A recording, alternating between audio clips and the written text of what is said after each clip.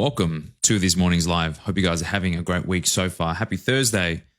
We've just made it through. It has been a wild period for us. Really excited for everything that we're working towards over the last few months, what the next few months are going to look like. New content, by the way, is coming out soon. Have the team, they've edited it, and it's going to be sent over to review maybe tomorrow. So you guys are going to see new content over the next few weeks.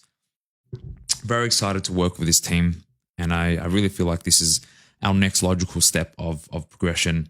Last year was a tough year. It was such a tough year, but I'm so glad and grateful that we went through last year, and I talk about it so proudly.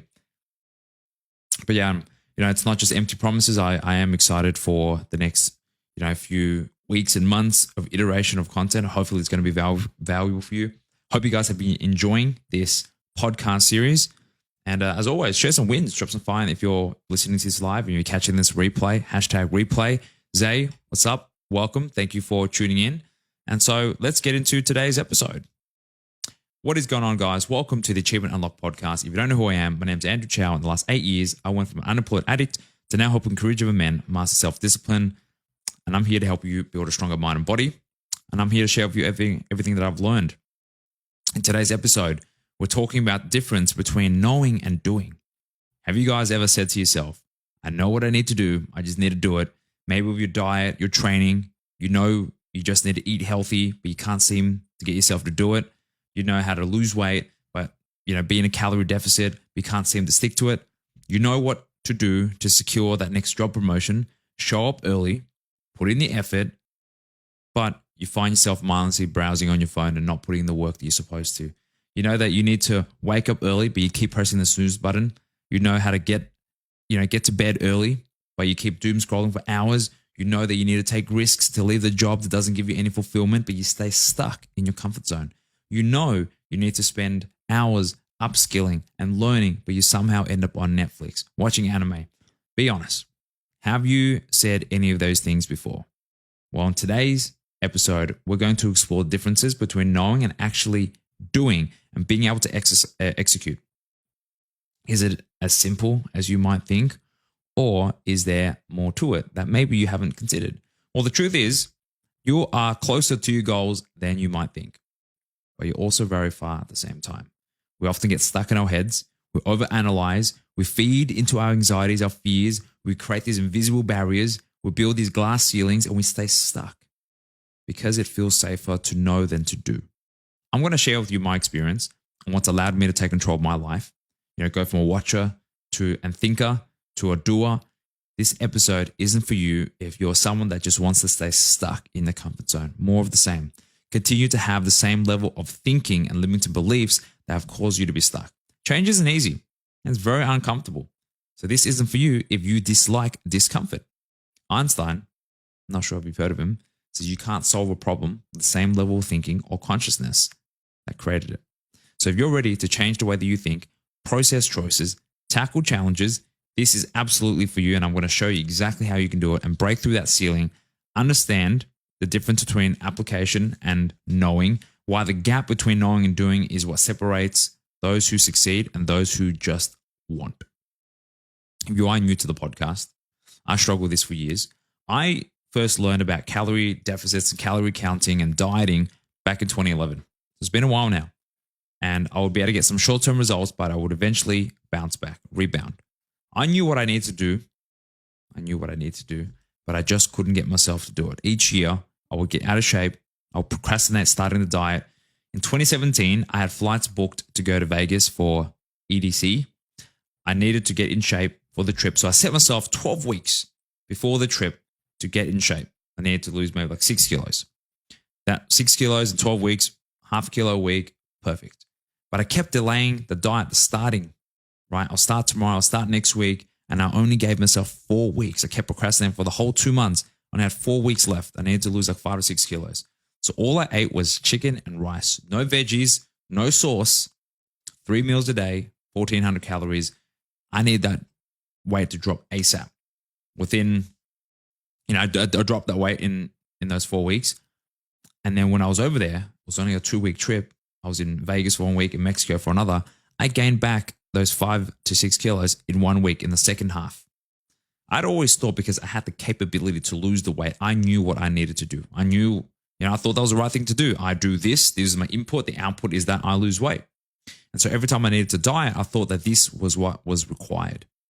But the same thing would always happen. I would always get results and rebound back. So long term, I actually spent more time out of shape than I did in shape. This is when I learned that being able to sprint a 100-meter dash doesn't mean you know how to compete in a marathon. It was a huge ego hit, acknowledging that maybe I don't know what to do. Maybe in theory I do, but I don't have the application, or my application sucked. I knew and understood the benefits of fitness. I would try to help and preach the benefits and values and fitness to other people, but I had no results of my own. I was that guy at the gym that would always talk about their past accomplishments, what he once was able to achieve or what he once looked like. This didn't just affect me in my fitness, but also my career and relationships. One failed relationship to another. My career was non-existent. I would help others with their business. I knew the stuff in theory. I did the research. I watched the videos. Video after video. I had zero real life application or experience running that business. I was that guy. All bark, no bite. And I was out of shape. I was lonely with no career or life direction.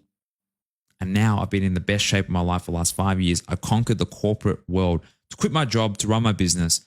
I'm engaged to my life, gym, and business partner. I think I'm doing all right for myself. I'm pretty happy where I am. I'm more excited about where I'm going. So how did I make this transition from knowing to doing? First, we need to define the difference between knowing and doing. Knowing is theoretical. It's a theoretical understanding, which doing is practical application.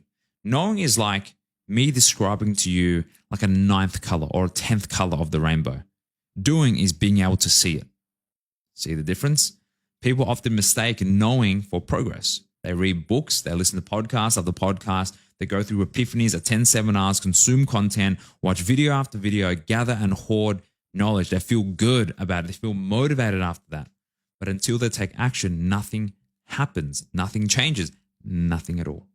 The more information you have, the more overwhelmed you become because you register in your mind that you have collected this information, but without application, it's just information.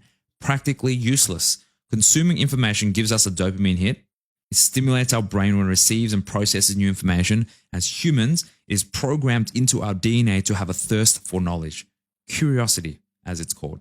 But often anxiety, which is a fear of the future, and limiting beliefs create these internal barriers that stop people from transitioning from the knowing to actually doing. This is going to blow your mind here. But this is also why there are those who want to help others but can't help themselves. They hide behind the fact that they put others first. They try to motivate and inspire others to be on their fitness journey, but struggle with their own. They make excuses and justify why they are where they are, and as they push others forward. Parents do this. Do as I say, not as I do. They know and see the rationale behind the right way to do things, but until they're able to do it, they don't actually know. So they don't actually know what to do. They can't do it. Like I can know the ingredients of a recipe and know how it's cooked and how it's put together, but does that make me a Michelin star chef? I know how to drive faster. I spend more time accelerating, less time braking, but does that mean I can be an F1 driver? Most people mistake understanding theory with application, knowing versus being able to actually do. Unless you've actually done it, you can't say that you know what to do or how to do it. My clients tell me all the time, Andrew, you should be a life coach or whatever.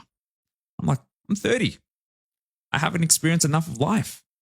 I'm projecting and thinking about the day that I'll one day become a dad and I'll have kids, but I can't say I know how to be a dad. Maybe one day. Maybe when I'm in my 40s or my 50s. I've been able to raise a beautiful family, run a 8 or 9 figure business, succeeded in more finished accomplishments, and maybe I'll consider it. But all of this is just a long-winded me of referencing a slogan that you've all heard before. Just 3 words that simply summarizes the difference perfectly. Just do it. Just do it. Don't overthink. Don't overanalyze. Get trapped in the cycle of fear. You're worried about a future that will honestly never happen because you never take action. Let that sink in. When you overthink and you overanalyze, you are worried about a future that will never happen because you never take action. And here's the truth. That fear never really disappears. That stress never really disappears. The anxiety never really disappears. What changes is your relationship with those emotions. You can either allow them to take control, dictate your actions, reinforce your limiting beliefs, make that glass ceiling tougher and thicker, or you can work towards piercing through that barrier by just doing. Just do it. Let me share with you a story with one of my clients. He's been with me for just over a month now. Josh, he's a tradie, wants to transition out of that job into closing, which is a sales job. In between his work hours, he books in calls and sells for another high-ticket coach, and he's just getting his feet in the door. And it's hard for him to build that foundation, right? When one, you're saturated with your efforts, most of your time is working a job that doesn't give you fulfillment, and two, you're not getting enough practice or activity, maybe 3 to 5 calls a week. He was also struggling with show rates, which is the percentage of people actually showing up on these calls. So out of those 5 booked calls, you might only have 1 or 2 live calls. Like, how can you get better at taking calls if you don't have enough activity? So we hopped on a call just a few weeks ago, and he said he hasn't been, closing hasn't been that great, doesn't get a lot of calls, almost like he feels like he can't be fucked because he knows that they just won't show. And so we started to break down what was inside his control, what was outside his control, gave him some pointers on what he can do to increase the show rates, put what was inside his control as the focus, and the best calls are the worst leads because you have nothing to lose. You can experiment, have fun, and really push your boundaries, trying new things. So over the next week, he changed his mindset, started closing, right? He was able to show up, provide a great experience, and more importantly, learn how to connect. And in theory, sales is just a script. You read it, you close the deal. How hard can it be? Most guys pride themselves in being able to talk and have this confidence when it really comes down to being able to put their money where their mouth is, and they can't. Josh put in the work. He took on that feedback. He implemented, executed. He got the results. He's been messaging me over the last few weeks of all the wins and all the closes he's been securing. Shot me a message a couple of days ago about wanting to go all in of a full-time gig closing. Quit his job as a trader and go all into this. Josh realized something. He can study, watch all the videos and learn all he wants, but unless he has the volume, he's not going to get better. So some people would think, I'll wait until I get better at sales and then I'll quit my job and go full-time. And they're never able to do this because they never gave themselves enough time, activity, and volume to master their craft.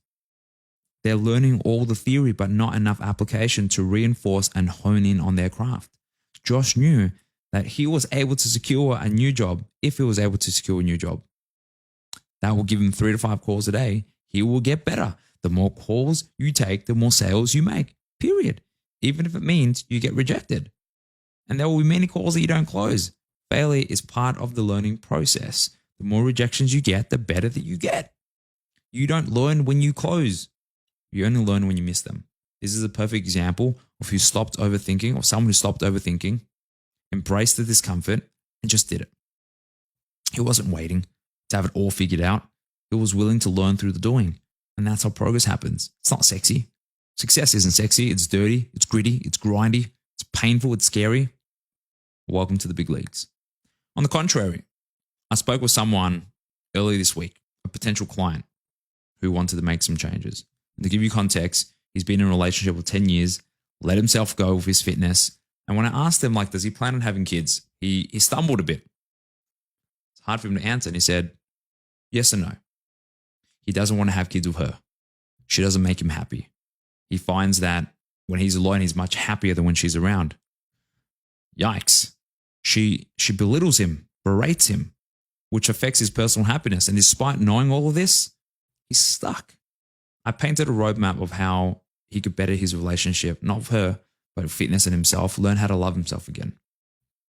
Because he lost that during the relationship. Gave him a clear game plan for his nutrition, training, and habits that absolutely made sense to him. It made sense. And he even had the savings to afford it. But instead of taking action, he chose to retreat into fear. Says, I need to check my budget and I want to see if this is comfortable.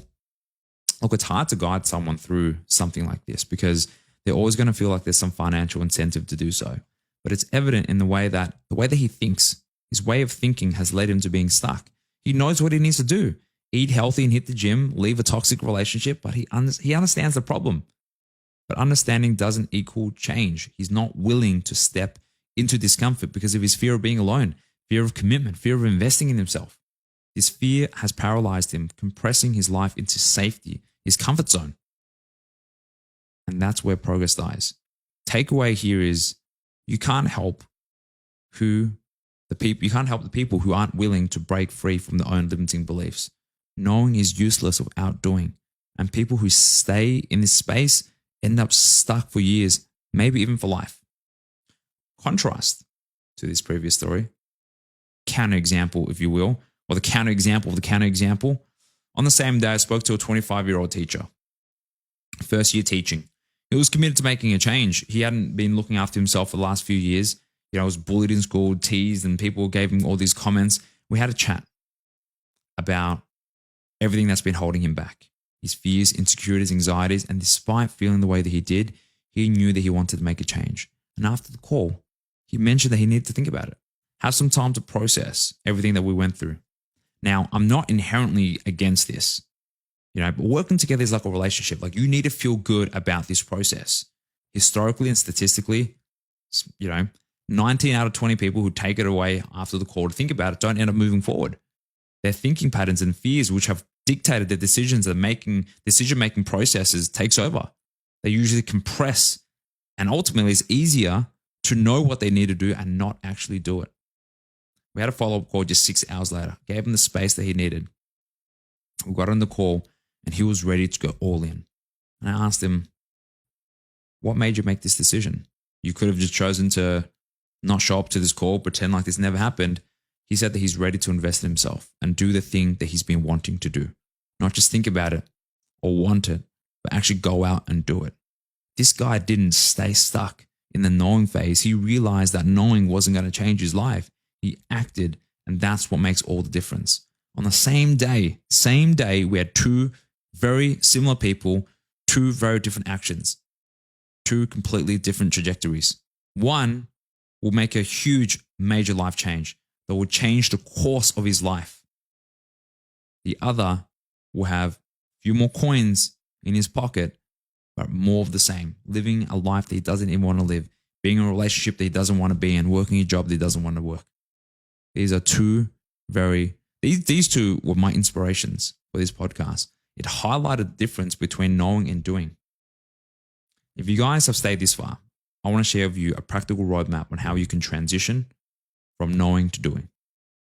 How do we stop feeding into the fear and breaking through that glass ceiling? Step 1, recognize your limiting beliefs. This is easier said than done. You can't see what you can't see. We question all the beliefs besides the ones we truly believe in and those we don't question at all. And that's from Alex Hormozi. This is very powerful. We question all beliefs besides the ones that we truly believe in and those we don't question at all. Sometimes we're not even aware of the limiting beliefs that we have. They are our objective truth. But understanding and identifying your limiting beliefs is key to helping you make logical decisions to move forward in your life. Talk to someone who's been where you have, understands what you're going through, or works with people who have been through what you have. They can help you identify your fears or the excuses that have been holding you back and keeping you stuck. Is it fear of failure, fear of judgment, or fear of uncertainty? Step 2, shift your focus to what you can control. Stop worrying about the things you can't control and focus on what's within your reach, like your effort, practice, and learning. Any energy that you spend on what you can't control becomes counterproductive because you're reminding yourself of the things that you don't have control over, like the outcome that you don't have control over, feeding the anxiety and the fear. When you shift all your focus to what you can, you feel empowered because you're moving forward. Step 3, accept that failure is part of the process. People get stuck because they see failure as a stop sign and that it's somehow an indication of who they are as a person, that maybe they're not cut out for this, that maybe this isn't for them, maybe they're not destined to succeed. And again, feeding that anxiety and fear. Failure is part of the learning experience. The sooner that you let that go, the sooner you start growing. Reframe your thinking. Every failure is a lesson in disguise. Step 4, commit to volume, not perfection. Don't aim for perfection, aim for consistent action. Success comes from repetition, reviewing, and adjusting. Create a habit of doing more and getting more activity and reps in, whether it's learning a new skill, practicing sales, applying for jobs, your fitness. Focus on the volume of work rather than the quality at first. Refine over time. This is the process to improvement. And step 5, set a deadline and take the leap. Procrastination thrives without deadlines. Set hard deadlines for when you act, whether it's applying for a job, having a difficult conversation, or making a decision. Choose one thing in your life that you've been procrastinating on and set a deadline for when you act. No more excuses. Just do it. Let's wrap things up. Here's the truth. Knowing without doing keeps you stuck. Doing without knowing earns you experience. And the longer you stay stuck and in the knowing phase, the bigger your glass ceiling becomes. You'll continue to feed your fears. You're limiting your potential and convincing yourself that it's safer to wait. But the only way to break free is to act and do. You have to step into the unknown outside your comfort zone. Accept that failure isn't the end. It's just the beginning. Stop waiting for you to know everything before you start. Just do it. So what's the one thing you've been overthinking, overanalyzing, and putting off? What would happen if you stop thinking and just do? Because when you stop trying to know and start focusing on what to do, that's where the real change happens. That is all for today. If you guys are listening to this on the podcast, on the replay, I record these live Monday to Friday. Usually it's supposed to be 9 a.m., a little bit late today, but in case you wanted to attend live and ask me any questions or interact. Otherwise, if you are looking for accountability, someone to help you walk through your limiting beliefs and break through the class ceiling, help you do have a limited intake each month. If that's you, hit the link in the description, DM me a change, and I'll see if we can be a good fit. Otherwise, that is it for today. Hopefully you guys enjoy this. Thank you guys for tuning in. All right, got some comments here. Zay, thank you for tuning in. Nam, they don't have enough time to learn and the mindset to go all in. Absolutely. Hang, well done on your last sale. Josh, this was a bit of a shout out to you. And shut the tonight and just do it. Shut the thought and just do it. Yeah, I agree. Anyway, guys, that is it. Hope you guys enjoyed, and I'll see you guys tomorrow. Peace.